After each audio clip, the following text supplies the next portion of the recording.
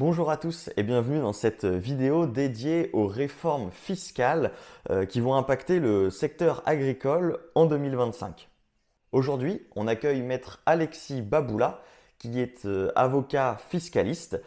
Il intervient notamment en droit de la fiscalité des filières agricoles, que ce soit en région parisienne, mais aussi sur l'ensemble du territoire français, auprès de tous les acteurs des différentes filières agricoles. On va décrypter ensemble les mesures phares de la loi de finances 2025 et ce qu'elles changent concrètement pour les agriculteurs et pour les acteurs du monde rural et agricole. Alors cette loi de finances pour l'année 2025, elle a tardé à arriver quand on connaît tout le contexte qu'il y a pu avoir autour de l'Assemblée nationale et du Parlement de manière générale. Mais ça y est, elle est enfin là, on a les mesures concrètes aujourd'hui qui ont été votées, adoptées. Alors avec Maître Alexis Baboula, on va décrypter un petit peu tout ça. Alors Maître, eh bien bonjour, merci d'être avec nous. Tout d'abord, est-ce que vous pouvez vous présenter et puis nous dire un tout petit mot sur ce que vous pensez de cette loi de finances pour l'année 2025? Oui, bonjour Hugo.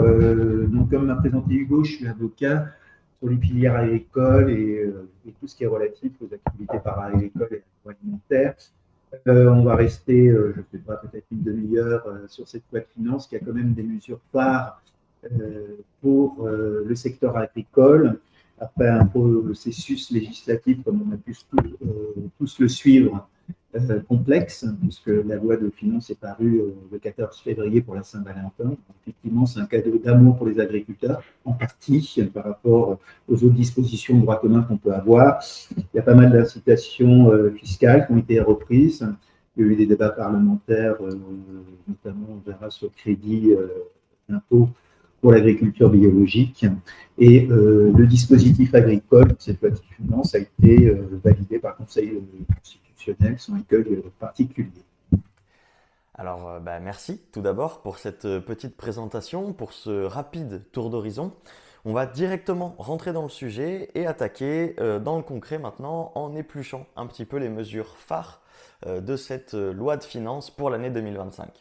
Alors, tout d'abord, et à propos des mesures fiscales relatives à la transmission, à la vente et à la cession des entreprises agricoles au sein de cette loi de finances 2025, petite question pour commencer, cette nouvelle loi, elle vient renforcer un dispositif pour faciliter la transmission des exploitations agricoles, notamment sur l'augmentation de l'abattement pour départ à la retraite et l'exonération des plus-values sur la cession.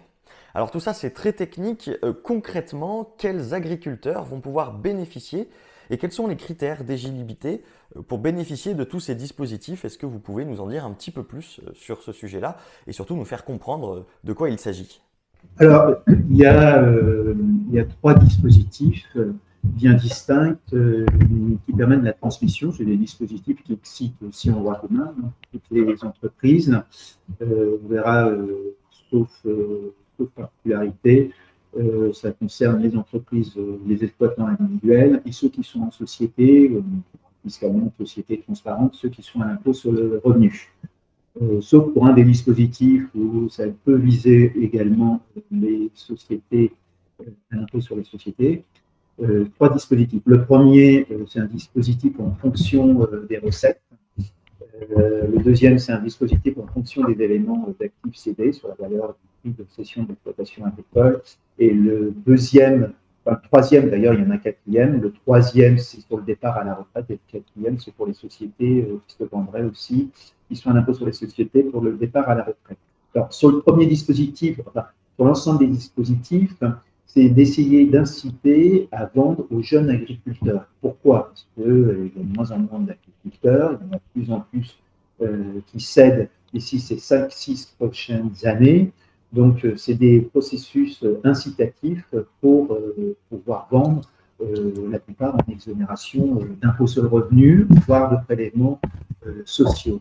Alors, sur le régime d'exonération en fonction des recettes, des régimes qui existaient déjà, hein, pour entrer dans ces régimes, c'est en fonction des recettes de l'exploitation agricole, d'un GAEC. ou qui a un impôt sur le revenu, ou d'une ARL qui a également un impôt sur le revenu, sauf option à l'impôt sur les sociétés. Pour entrer dans ce dispositif, on y rentre dès qu'on a 350 000 euros de recettes à l'année. Donc, il y a un certain nombre d'exploitations agricoles qui sont touchées, qui peuvent rentrer dans ce dispositif et qui peuvent avoir une exonération relativement importante. Alors, cette exonération, on a relevé les seuils qui étaient de 350 000 à 450 000 à partir du moment où je vends un jeune agriculteur. Si je ne vends pas un jeune agriculteur, je reste sur le seuil de 350 000. 450 000, une exonération totale sur l'impôt sur le revenu et sur les prélèvements sociaux. Je rappelle que les prélèvements sociaux, c'est 17,2 lorsque je vends. Donc, ce n'est pas rien. Donc, elle est totale et elle est partielle. Non, elle est totale, celle-là, c'est le partiel, la deuxième. Donc, elle est totale. Donc, jeune agriculteur, pour tout le dispositif que je vais vous parler, donc ce premier dispositif, c'est ceux qui obtiennent la dotation pour jeunes agriculteurs et ceux qui ont des prêts bonifiés à moyen terme. C'est ça la définition qu'on retrouve dans les codes rurales. Voilà. Et il y a une exonération également partielle lorsque les seuils vont de 450 000 en fait, à 550 000. Donc voilà. Donc c'est une mesure qui est incitative pour vendre effectivement de façon quasi-exonération, totalement, comme on a dit, ou partiellement. Le deuxième dispositif, alors c'est un dispositif, si on ne rentre pas dans celui-là, on peut rentrer dans un deuxième dispositif.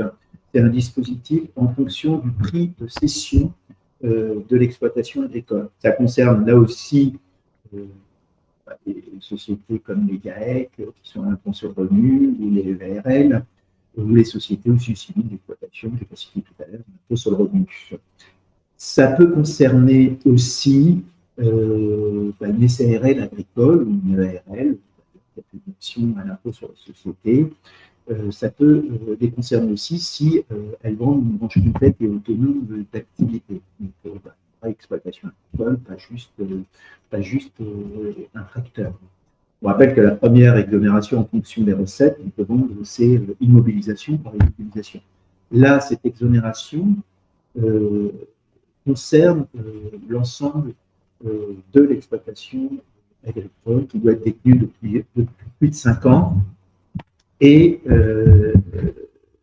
alors là, ça intéresse les seuils d'exonération pour une exonération totale qui a été montée lorsque je vends, là encore, un jeune agriculteur de 500 000 à 700 000 euros.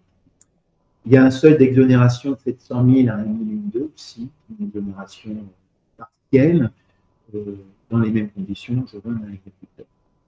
Donc là aussi, une mesure très incitative et très intéressante. Ensuite, nous avons deux autres mesures. Une mesure lorsque le cédant part à la retraite, donc l'exploitant individuel ou celui qui est en société d'exploitation agricole, et il peut céder effectivement son exploitation de manière échelonnée sur 6 ans. Donc ça, c'est un peu intéressant. 6 ans, ce qu'on ne pouvait pas dans le régime de droit commun.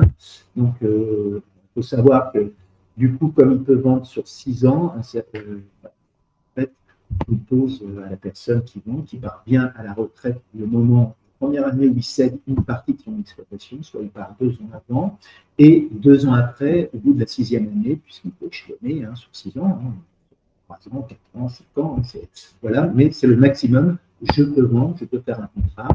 Et pour le repreneur qui est jeune agriculteur aussi, il va être jeune agriculteur, s'il ne peut pas faire cet échelonnement sur 6 ans, j'ai droit à cette exonération. Alors, cette exonération, il n'y a pas de, par rapport aux 2 autres que je vous ai cités, il n'y a pas d'effet de seuil. Par contre, elle est moins intéressante en matière d'impôt sur le revenu, puisqu'elle ne concerne que l'impôt sur le revenu. Je suis totalement exonéré. Par contre, je ne suis pas exonéré des prélèvements sociaux. Et puis, une dernière exonération qui concerne en fait les sociétés qui sont détenues complètement dans une SARL par un ou plusieurs exploitants agricoles qui vendraient, je suis tout seul dans une SARL qui a fait l'option à l'impôt sur les sociétés, là, j'ai le droit à un abattement non pas de 500 000 euros, mais de 600 000 euros. Quoi. Et cet abattement de 600 000 euros est échelonné aussi, et il doit bénéficier d'un jeune agriculteur. Donc voilà ce qu'on peut dire un peu sur les transmissions. Vous voyez, on a mis vraiment l'accent sur les transmissions agricoles. C'est un peu système très incitatif et les promesses qui ont été tenues par le gouvernement, notamment par le ministre de l'Agriculture et de l'économie chargé des comptes publics pour fin d'année, qui avait fait un annonce que, quoi qu'il arrive, sur euh, le processus législatif, ils s'en tiendraient à ces dispositions. Et ils ont tenu promesse. D'accord, bon, c'est technique, hein, bien sûr.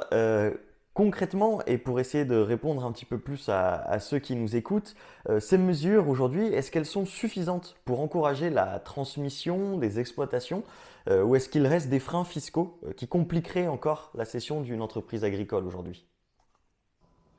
Alors, après, c'est le panachage de ces différents dispositifs, voir s'ils peuvent se cumuler ou sont exclus, quoi. Donc, effectivement, ça demande toujours une certaine ingénierie, quoi, pour comprendre. Je suis passé assez rapidement. Voilà, moi, on, on, voilà. Vous voulez, c'est tout simple. Quand on pense à la cession, on dit, bon, je vends mon exploitation, mais par exemple, une activité agricole avec une activité de travaux agricoles dans une SARL, et voilà, pour avoir l'abattement, il y avait un des frères qui partait à la retraite, on a fait un rachat des titres par la société. C'est la société qui a racheté les titres. Donc, on avait l'abattement de 500 000 euros. Par contre, sur un autre régime, par exemple, aussi de rachat, de départ à la retraite. Si c'était une société civile, dans le GAEC, d'ailleurs, une société civile d'exploitation agricole qui rachetait les titres, ça, le dispositif d'exonération n'est pas praticable. Vous voyez, donc il y a quand même une certaine ingénierie pour pas être le dindon de la farce. Attention, il y a quand même des warnings, ça reste toujours de la fiscalité, c'est incitatif, mais c'est des incitations fiscales. Et donc, c'est dans le détail où on trouve le diable, et forcément, c'est un diable fiscal. Donc, attention. Voilà, mais il faut en profiter, il faut demander aux gens qui écrivent ce qu'ils disent. Comme ça, voilà, et on va t'assurer de prendre la. D'accord, merci pour cet éclairage. Alors, autre dispositif qui est bien connu du monde agricole, alors des propriétaires fonciers, mais aussi des fermiers, des exploitants, etc., c'est le dispositif de l'exonération partielle qui est prévu sur la valeur des terres agricoles lorsqu'elles sont données à bail à long terme. Donc on est là sur le dispositif du bail à long terme. Pourquoi cette mesure, elle est intéressante aujourd'hui pour les exploitants et pour leurs héritiers, et quels sont les engagements à respecter pour en bénéficier? Alors, c'est une mesure incitative pour pousser les propriétaires, hein, les bailleurs, à faire des baux long terme, de plus en plus à long terme. Donc, la loi de finances 2025 a renforcé ces exonérations, enfin, a donné, est beaucoup plus large pour tout ce qui est bien 5 ans, conservé plus de 5 ans et donné à bail à long terme. J'ai droit à une exonération de 75%. Avant, elle était de 300 000, maintenant elle est de 600 000 euros. Et au-delà de ces 600 000, j'ai un abattement de 50% sur la valeur des terres de l'eau. Alors, là, on a carrément c'est plus de 10 ans, c'est lorsque les terres sont conservées depuis plus de 18 ans, avec un bail à long terme, je connais le bail à long terme de 18 ans, là, j'ai une exonération de 75% qui va jusqu'à 20 millions. Donc là, c'est très intéressant. Et au-delà, 20 millions d'euros. Et au-delà, donc on voit bien les grandes exploitations. On cite effectivement des donations comme les grandes exploitations, qui est effectivement des exonérations qui soient faites avec cette abattement de 75%, et qu'il est encore donné à long terme. Je me rappelle. Et au-delà de 20 millions, toujours un abattement de 50%. Donc voilà, là aussi, une incitation à transmettre l'ensemble de ces terres. Alors, il n'y a pas, comme les transmissions que je vous ai parlé tout à l'heure, d'ailleurs, sauf pour celles qui sont fondées par la retraite, qui peuvent concerner les cessions d'exploitation agricole, ou si les donations gratuites. Mais là, ça ne vise pas les jeunes agriculteurs. C'est essayer. Il y a eu des débats parlementaires au début, disons ça ne concerne que les jeunes agriculteurs, mais ça concerne toute donation, tout beau, en fait, qui est donné, que ce soit un jeune agriculteur ou pas un jeune agriculteur. On a le droit à une extension de ce régime pour inciter effectivement à la donation des terres intrafamiliales. Alors, cette loi de finances pour l'année 2025, elle vient également aménager un dispositif qui existait déjà, c'est la déduction pour épargne de précaution. Alors là aussi, on est sur un dispositif comptable et fiscal assez complexe, assez technique. Euh, un aménagement plus profitable a été fait au titre de l'année 2024 et il a été introduit avec cette loi de finances pour 2025. Que pouvez-vous nous dire, maître, à ce sujet? Alors, la DEP, hein, la déduction effectivement pour épargne de précaution, qui existe depuis 2009, hein, une sorte de provision à l'insu de son plein gré, on va dire, hein, qui est une déduction épargne de précaution, quoi, hein, face aux aléas climatiques, aux maladies végétales, animales, aux calamités agricoles, aux tempêtes, hein, qu'on a eu à subir il y a 2 ou 3 ans, selon les régions. Et on peut faire effectivement une déduction pour réintégrer, en tout cas, de sa 10e année, quoi. Donc, c'est un effet, je déduis, donc je réduis mon résultat imposable. Et par contre, j'ai une sorte de reprise, sans être une reprise comme une provision, au maximum au bout de la 10e année. Le problème de ces jeux-là, c'est que je déduis, donc je pèse mon résultat imposable, mais un jour je la reprends, donc je recrée du résultat imposable. Et l'aménagement qui a été fait, c'est la possibilité, effectivement, si les dépenses qu'elle a permis de couvrir cette déduction, puisqu'elle couvre, comme je vous l'ai évoqué, après c'est dans le code rural et de la pêche maritime, les définitions, mais tout ce qui est les maladies, je veux dire, animales et végétales, les aléas climatiques. Voilà. Si elle a servi à ça avec les calamités agricoles, tout ce qui donne à indemnisation finalement au niveau des assurances, hein, cette déduction, la reprise qui sera faite, hein, si effectivement les dépenses ont été justifiées, 30% du montant de cette déduction sera totalement exonéré. Donc c'est cet aménagement qui a été fait. Il est plafonné quand même, hein. Il faut toujours faire attention au plafonnement dans tous les dispositifs que j'énumère, soit encore une certaine ingénierie. Il faut voir, hein. C'est que c'est plafonné, en fait, ça ne peut pas excéder 50%, 50 000 euros au titre d'un exercice donné. Donc, je ne peux pas aller au-delà de cette exonération de 30%. Et déjà, voilà. Et si je suis en groupement d'exploitants agricoles, si on est plusieurs dans le groupement exploitants agricoles soumis à l'impôt sur le revenu, donc aux bénéfices agricoles, là, si on est 3 exploitants dans un CAEC, etc., cette dépense exonérée, hein, 30% des dépenses globales, ça va jusqu'à 200 000 au maximum, il y a un plafond maximum de 200 000 euros. Et d'ailleurs, on peut se dire, est-ce que je me mets un impôt sur les sociétés ou est-ce que je reste en société, un bénéfice agricole?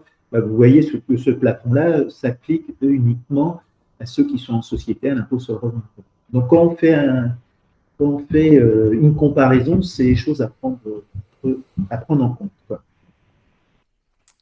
Alors, cette loi de finances pour l'année 2025, vous commencez à le comprendre, elle vient introduire un bon nombre de nouveaux dispositifs ou aménager d'anciens dispositifs déjà existants, comme le font chaque loi de finances d'année en année. Et donc, cette loi de finances pour l'année 2025, elle vient introduire un crédit d'impôt pour remplacement des exploitants agricoles en congé. Alors ça, c'est une mesure un petit peu phare. Comment fonctionne aujourd'hui ce dispositif et dans quelle situation un agriculteur peut-il y prétendre? Oui, alors, il n'a pas institué ce crédit d'impôt au titre des dépenses de remplacement. En fait, il est prorogé. Donc, ça a été prorogé jusqu'au 31 décembre 2027. Il est prorogé, il prend en compte les dépenses qu'on a faites pour remplacer, soit c'est un salarié ou à une personne qui est mise à disposition sur l'exploitation. Quand je parle, c'est 60 et 80% des dépenses. Alors, quand je pars en congé, j'ai le droit à 17 jours, j'ai pas le droit à 4 semaines. C'est 17 jours, l'agriculteur a le droit à 17 jours, pas 17 jours, pas. Et puis, quand il y a une maladie professionnelle sur le travail ou une dépense de formation, ces dépenses sont prises en compte jusqu'à 80%. Voilà, vous avez des choses, voilà, c'est une mesure bienvenue, c'est toujours prorogeable, donc les agriculteurs ont la chance d'avoir ce crédit d'impôt jusqu'au 31 décembre 2027 à suivre. Merci du coup pour ces éclairages et pour tous ces points, ces mesures phares qu'on vient de traiter. Maintenant, on va rentrer encore un petit peu plus loin dans le détail et on va se pencher sur tous les dispositifs, sur toutes les mesures qui ont été adoptées dans cette nouvelle loi de finances 2025 concernant les impôts et tous les régimes de TVA. Donc pour attaquer cette thématique, je vois là que la loi de finances pour 2024, donc la précédente, avait relevé le seuil du micro-BA, donc du régime comptable et fiscal micro-BA, à 120 000 euros. Et cette année, celle de 2025, la loi de finances pour 2025, vient actualiser ce régime pour les GAEC à 480 000 euros. Alors, je me tourne vers vous, Maître Baboula. Pouvez-vous nous expliquer ce que signifie concrètement pour les agriculteurs concernés cette mesure et puis surtout qui va en bénéficier et quels sont les avantages de ce régime fiscal simplifié? Alors, ce micro-là, le plafond c'est 120 000 euros. Il a été réactualisé l'année dernière pour les exploitants agricoles. De toute façon, c'est réactualisé tous les 3 ans parce que c'est une moyenne qui est faite sur 3 ans. Et en fait, cette année, c'est les GAEC. Ils n'avaient pas pris en compte l'année dernière la rigueur, quand même. Je n'ai pas introduit comme ça parce qu'il faut être positif quand même. Mais en fait, on a réactualisé cette année avec la loi de finances 2025 pour les GAEC jusqu'à 480 000 euros. Voilà, jusqu'à 4 associés, enfin, grosso modo. On peut être en micro BA, bénéfice agricole, effectivement. Donc l'année dernière, 120 000, pas 100 000. Réactualisation qui vaut pour 2024 et 2025. Réactualisation avec cette nouvelle loi de finances pour les GAEC qui n'avaient pas été pris en compte l'année dernière et qui est prise en compte du coup avec cette loi de finances. Et alors, en pratique, est-ce que ce relèvement est suffisant pour compenser l'augmentation des charges agricoles et pour permettre aux exploitations de mieux s'en sortir? Ça dépend. Ça dépend des exploitations. Peut-être pas oui, peut-être pas non.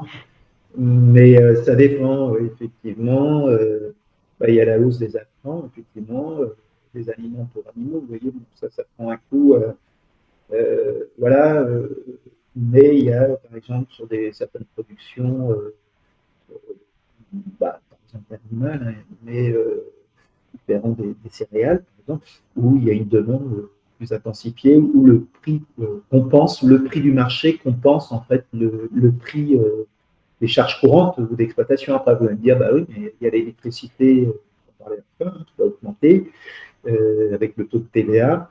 Effectivement, il y a un jeu qu'il faut faire, il faut avoir de la visibilité pour savoir si c'est intéressant selon. Alors, c'est vrai que je n'ai pas de réponse toute faite. Après, c'est quand même beaucoup plus attrayant, peut-être moins, peut-être pour ceux qui font de la culture biologique. À voir. D'accord, merci pour cette réponse. Alors, autre dispositif, là c'est un dispositif bien connu aussi, hein, c'est l'exonération fiscale qui s'applique pour les jeunes agriculteurs et qui va être ici prolongée par cette loi de finances pour 2025. Elle est prolongée jusqu'en 2027. Alors, quelles sont les conditions précises aujourd'hui pour en bénéficier et comment est-ce que cette mesure peut-elle encourager l'installation de nouvelles générations, selon vous, maître? Alors, c'est un changement qu'il y a eu, c'était effectivement pour les jeunes agriculteurs, c'est un, c'est un aménagement technique, c'est sur la définition des jeunes agriculteurs. Alors, pour mémoire, il y a des abattements sur les 6 premières années, hein, enfin, les 60 premières années, mois, pas années, après, c'est totalement exonéré, sur les 5 ans, si vous préférez. 60 premiers mois, on a une exonération qui va de 75%, 100%, 30%, selon les seuils. Euh, bon, c'est ça qu'il faut retenir. Et en fait, c'était au profit des jeunes agriculteurs. Et les jeunes agriculteurs, comme j'ai évoqué, alors, on n'a pas changé de définition pour les transmissions que j'ai évoquées agricoles. Hein. C'est ceux qui ont droit à la dotation de jeunes agriculteurs et ou à tous les prêts volontiers, comme les prêts à moyen terme, qui relèvent du code rural. Et puis, il y a des exigences minimales sur des productions brutes. Cette définition ne vaut plus pour ces abattements qui vont de 175% sur les recettes, hein, les chiffres d'affaires. C'est changé. On nous réfère à un autre article, donc pour moi c'est plutôt un aménagement technique, mais à voir, à faire le lien, c'était l'article L331 où on nous dit finalement, ben, c'est ça un jeune agriculteur, pour ces abattements d'exonération hein, pendant les 5 ans, pour les jeunes agriculteurs, c'est tous ceux, en fait, quand on lit cet article-là, c'est tous ceux qui ont un projet global d'installation et qui peuvent justifier une capacité à réaliser un projet viable.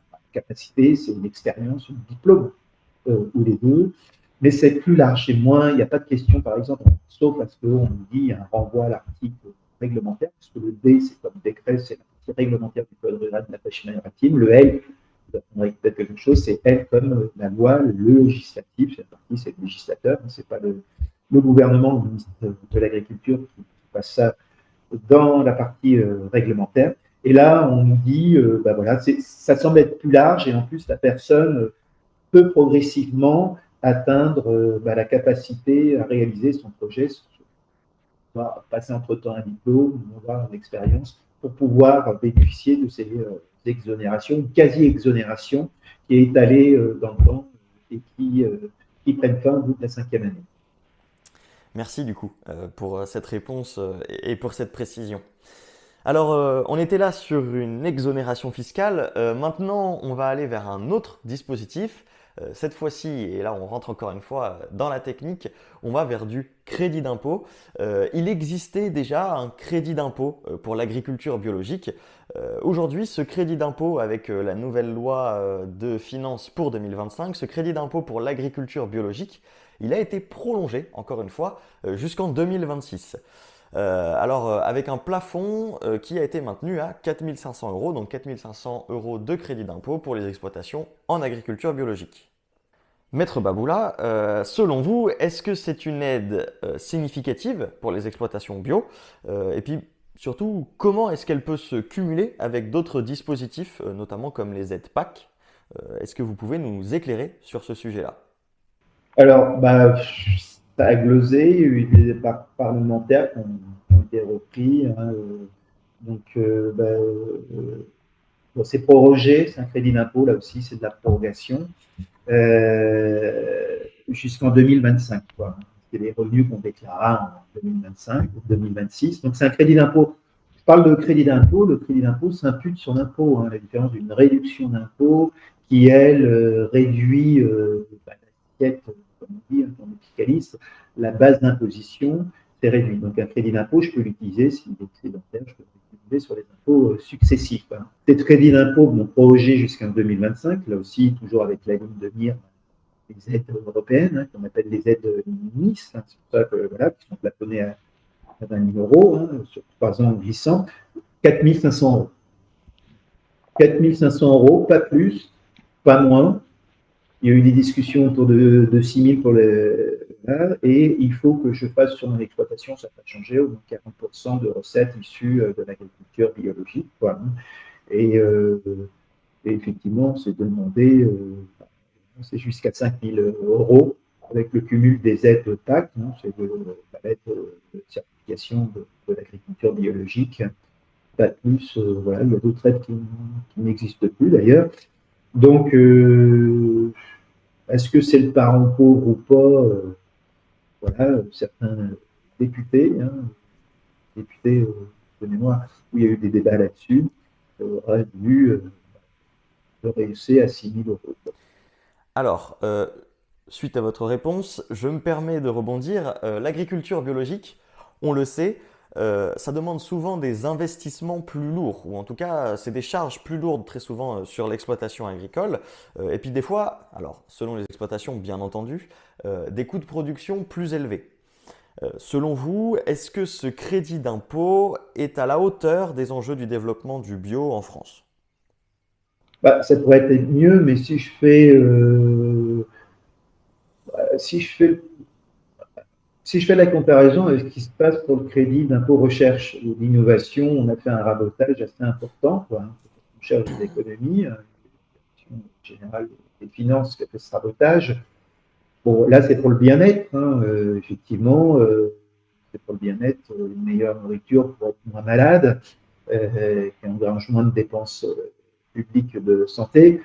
Voilà, les incitations sont tenues pour l'agriculture biologique. Après, on voit que le gouvernement, le législateur, ont plus mis l'accent sur la transmission des exploitations agricoles aux jeunes agriculteurs. Il faut mettre les choses en relief sur des incitations fiscales pour une partie de l'activité agricole, et puis pour d'autres, qui sont peut-être un peu les parents pauvres. Alors, merci encore une fois pour cette réponse. On va changer de sujet pour aller cette fois-ci sur un sujet un petit peu plus polémique, ou en tout cas un sujet qu'on a pu entendre même dans les médias, qui a pu faire l'objet de certains sujets dans certains médias, qu'ils soient télévisés, presse papier ou autres, parce que c'est un peu un sujet phare dans l'agriculture aujourd'hui. C'était une des mesures les plus contestées de 2024 d'ailleurs, c'était la suppression progressive de l'exonération qui existait pour les agriculteurs sur le GNR, le gasoil non routier, avec lequel on fait fonctionner un bon nombre de machines agricoles. Pourquoi cette réforme, maître, a-t-elle pu susciter autant d'inquiétudes? Et puis surtout, pourquoi est-ce qu'aujourd'hui on semble avoir un petit peu rétro-pédalé sur cette mesure fiscale de 2024 dans cette loi de finances pour 2025? C'est un peu le tcha-tcha agricole, un pied en avant, un pied en arrière, c'est-à-dire que, alors, bienvenue, mais est-ce que l'inquiétude doit se mesurer, puisque avec la loi de finances pour 2024, on nous avait dit que ce GNR, gazole non routier, qui coûte 4,80 € l'hectolitre, donc pas mal de débats là-dessus, les agriculteurs, que c'est les douanes qui le gèrent, mais de 2024 à l'année dernière, avec la loi de finances, on nous a dit qu'il y a une mort programmée de ce tarif privilégié, puisqu'il est à 3,86 € hectolitre. Et la loi de finances pour 2025 est revenue et a supprimé cette mort programmée et a gelé ce tarif à 3,86 €. On va dire c'est super, mais l'inquiétude, c'est le tcha-tcha agricole. On voit bien, on fait des coupes, donc, donc à suivre, on revient. Voilà. Et au passage, sur l'utilisation de ce gazole routier, qui est un gazole rose, couleur, pour l'identifier, attention, casse-gueule, il est quand même surveillé par les douanes. D'accord. Bon. Eh bien, merci pour cet éclairage encore une fois. Alors, je pense que l'on a fait un petit peu le tour déjà de ce sujet et puis des sujets phares, en tout cas des gros sujets de cette loi de finances pour 2025. Bien entendu, on pourrait toujours rentrer plus dans la technique, dans le détail de tous ces dispositifs, mais là, pour cela, moi je conseille en tout cas de vous rapprocher directement d'un avocat fiscaliste qui lui pourra vous apporter des éclairages plus techniques et puis bien entendu plus centré sur votre propre situation et votre propre utilisation. En tout cas, avant de se quitter, peut-être, je pense qu'on peut vous demander aussi de faire un petit tour d'horizon de toutes les mesures que l'on n'a pas citées dans cette loi de finances pour 2025. Je sais qu'il y a d'autres mesures qu'il faudrait peut-être mentionner ou citer. J'avais en tête différents crédits d'impôt qui ont été ajoutés ou supprimés, mais aussi des mesures sur les nouveaux zonages. Et puis, j'avais noté aussi la partie sur la provision pour recapitalisation du cheptel bovin. Alors ça, c'est un autre dispositif un petit peu technique sur lequel vous pouvez peut-être nous dire deux, trois mots sans être trop long. Et puis, enfin, j'avais noté un crédit d'impôt pour la HVE aussi. Alors, ça fait plein de sujets comme ça. Est-ce qu'on peut tous un petit peu les balayer, les traiter rapidement pour finir ce tour d'horizon sur la loi de finances pour 2025, avant, bien entendu, d'aller vers la conclusion? Oui, bah, il reste effectivement des mesures intéressantes pour encourager en fait le cheptel bovin. On a pris une déduction pour permettre de maintenir un stock suffisant, voire d'augmenter en stock les vaches, hein, puisqu'elles sont inscrites pas en immobilisation mais en stock. L'inverse, en immobilisation et pas en stock. Que c'est une sorte de provision en fait. Alors c'était une déduction, ça a été remplacé effectivement par une provision. Et donc, ça vise à encourager effectivement euh, la recapitalisation, comme on dirait, du cheptel. Au bout de la 6e année, cette provision est complètement exonérée si on a maintenu à flot nos immobilisations de vaches laitières et allaitantes. Donc, on nous a dit, allez, c'est une provision avec cadeau à la fin si vous avez maintenu votre cheptel.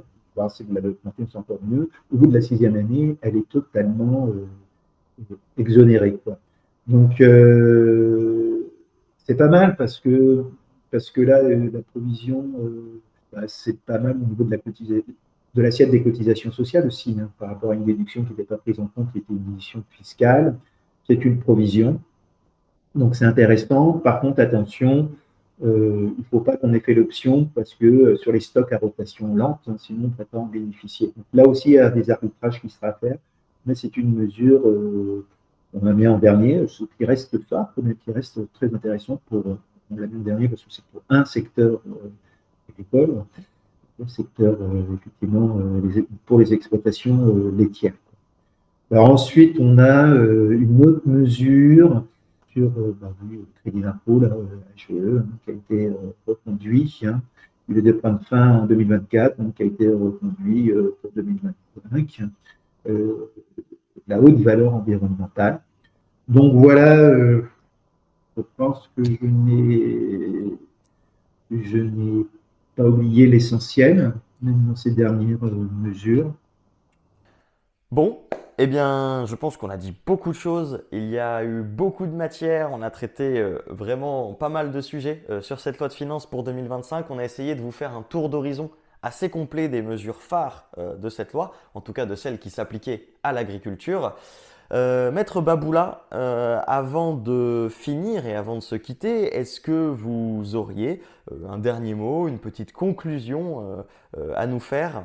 Ben voilà. Alors, les deux dernières mesures, s'il fallait faire un bilan global, les mesures sont tenues, les annonces des incitations sont tenues là-dessus. Ensuite, bah, effectivement, c'est plutôt encourageant pour le secteur agricole. Euh, euh, il faut qu'il y ait des agriculteurs, des jeunes agriculteurs qui veuillent, qui aient envie. Voilà, fiscalité, c'est une chose, si effectivement, qui ont envie de s'installer et de prendre quand même comme chef d'entreprise, eux, il y a quand même l'aléa climatique et sanitaire. Euh, donc voilà, c'est une loi de fiscale, on dira le bonheur est dans le pré-fiscal, donc voilà. Euh, Est-ce suffisant ça reste un secteur économique, voilà, on parle de réindustrialisation, il faudrait créoliser effectivement Après, il n'y a plus le poids des réglementations, plus le poids administratif de l'ensemble des réglementations, notamment environnementales, ou je vois même sur une certaine léthargie, surtout les nouveaux projets que j'ai chez certains de clients, hein, d'exploitants agricoles, familiaux aussi, hein, aussi agricoles et alimentaires. L'exemple pour la réglementation des poulaillers, par exemple, enfin beaucoup de léthargie là-dessus sur le traitement administratif. Donc, un bon point pour la fiscalité, il faut avancer sur le reste des autres réglementations et sur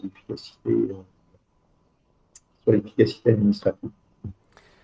Eh bien, merci beaucoup, Maître Baboula. Merci pour votre éclairage, pour votre temps, pour votre analyse. On espère que cet échange aura pu vous permettre de comprendre un petit peu mieux les mesures fiscales qui s'appliquent au monde agricole suite à cette nouvelle loi de finances pour l'année 2025. On espère vraiment que cette vidéo, ce podcast, en tout cas ce format, vous aura plu, vous aura éclairé. N'hésitez pas à poser vos questions directement en commentaire ou directement à nous joindre, à nous contacter avec les informations de contact qui s'affichent dans la vidéo. Merci beaucoup pour votre attention, pour le temps d'écoute sur cette vidéo et puis on vous dit à très bientôt pour une nouvelle vidéo, un nouveau format sur cette chaîne YouTube de Gaston. Au revoir.